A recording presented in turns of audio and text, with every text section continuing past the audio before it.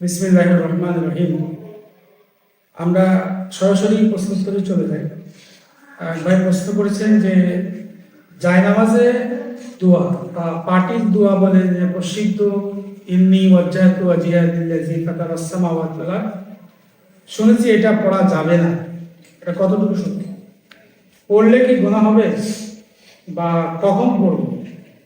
আমরা ছোটকাল থেকে এটা শুনে আসি যে নামাজে দাঁড়ালে একটা দোয়া পড়ে, ইন্নী ওয়াজ্জাহতু ওয়াজহিয়া লিল্লাযী, মা চাচিদের কাছ থেকে বিশেষভাবে এটা আমরা শুনে আসছি।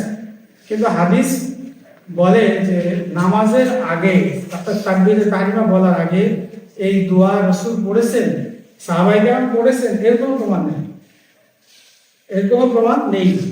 তবে রাসূল কারীম সাল্লাল্লাহু আলাইহি সাল্লাম কখনো সানার জায়গায় ইন্নী ওয়াজ্জাহতু পড়তেন। এটা মুসলিম শরীফে হাদিস আছে যে ইদা কাব্বারা সুম্মা ইফতাহা ইন্নী ওয়াজ্জাহতু, যখন উনি নামাজ তাকবীর বলতেন এরপরে তিনি নামাজ শুরু করতেন ইন্নী ওয়াজ্জাহতু ওয়াজহিয়া লিল্লাযী ফাতারাস সামাওয়াতি ওয়াল আরদ।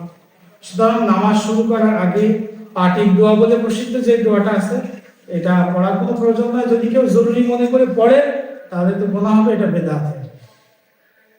এর থেকে আমরা বেঁচে থাকবো ইনশাআল্লাহ।